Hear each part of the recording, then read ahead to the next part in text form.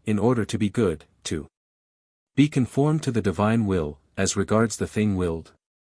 Objection 1. It would seem that the human will need not always be conformed to the divine will, as regards the thing willed. For we cannot will what we know not, since the apprehended good is the object of the will. But in many things we know not what God wills. Therefore the human will cannot be conformed to the divine will as to the thing willed. Obj. 2. Further, God wills to damn the man whom he foresees about to die in mortal sin. If therefore man were bound to conform his will to the divine will, in the point of the thing willed, it would follow that a man is bound to will his own damnation, which is inadmissible. Obj. 3. Further, no one is bound to will what is against filial piety. But if man were to will what God wills, this would sometimes be contrary to filial piety. For instance, when God wills the death of a father, if his son were to will it also, it would be against filial piety. Therefore man is not bound to conform his will to the divine will, as to the thing willed. On the contrary, 1, on Psalms 32 verse 1, praise becometh the upright, a gloss says, that man has an upright heart, who wills what God wills. But everyone is bound to have an upright heart. Therefore everyone is bound to will what God wills. 2. Moreover, the will takes its form from the object, as does every act. If therefore man is bound to conform his will to the divine will, it follows that he is bound to conform it, as to the thing willed. 3. Moreover, opposition of wills arises from men willing different things. But whoever has a will in opposition to the divine will, has an evil will. Therefore whoever does not conform his will to the divine will, as to the thing willed, has an evil will. I answer that, as is evident from what has been said above, a. 3, 5, the will tends to its object, according as it is proposed by the reason. Now a thing may be considered in various ways by the reason, so as to appear good from one point of view, and not good from another point of view. And therefore if a man's will wills a thing to be, according as it appears to be good, his will is good, and the will of another man, who wills that thing not to be, according as it appears evil, is also good. Thus a judge has a good will, in willing a thief to be put to death, because this is just, while the will of another, e.g. the thief's wife or son, who wishes him not to be put to death, inasmuch as killing is a natural evil, is also good. Now since the will follows the apprehension of the reason or intellect, the more universal the aspect of the apprehended good, the more universal the good to which the will tends. This is evident in the example given above, because the judge has care of the common good, which is justice, and therefore he wishes the thief's death, which has the aspect of good in relation to the common estate. Whereas the thief's wife has to consider the private good of the family, and from this point of view she wishes her husband, the thief, not to be put to death. Now the good of the whole universe is that which is apprehended by God, who is the maker and governor of all things, hence whatever he wills it under the aspect of the common good. This is his own goodness, which is the good of the whole universe. On the other hand, the apprehension of a creature, according to its nature, is of some particular good, proportionate to that nature. Now a thing may happen to be good under a particular aspect, and yet not good under a universal aspect, or vice versa, as stated above. And therefore it comes to pass that a certain will is good from willing something considered under a particular aspect, which thing God wills not, under a universal aspect, and vice versa. And hence too it is, that various wills of various men can be good in respect of opposite things, forasmuch as, under various aspects, they wish a particular thing to be or not to be. But a man's will is not right in willing a particular good, unless he refer it to the common good as an end, since even the natural appetite of each part is ordained to the common good of the whole. Now it is the end that supplies the formal reason, as it were, of willing whatever is directed to the end. Consequently, in order that a man will some particular good with a right will, he must will that particular good materially, and the divine and universal good, formally. Therefore the human will is bound to be conformed to the divine will, as to that which is willed formally, for it is bound to will the divine and universal good, but not as to that which is willed materially, for the reason given above.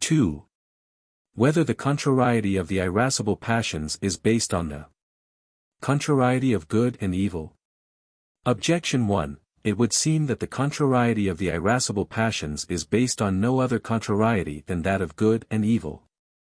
For the irascible passions are ordained to the concupiscible passions, as stated above, a. 1, ad 1. But the contrariety of the concupiscible passions is no other than that of good and evil. Take, for instance, love and hatred, joy and sorrow. Therefore the same applies to the irascible passions. Obj.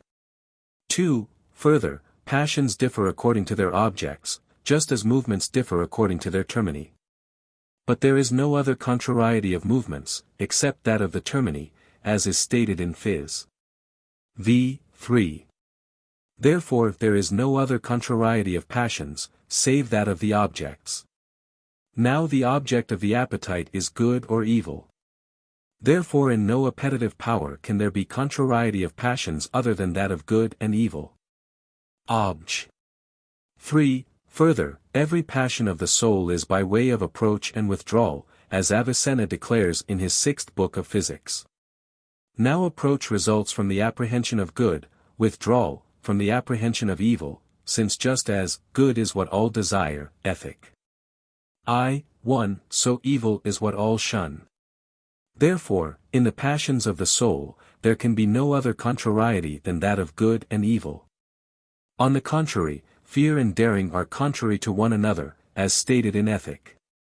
3:7. But fear and daring do not differ in respect of good and evil, because each regards some kind of evil. Therefore not every contrariety of the irascible passions is that of good and evil.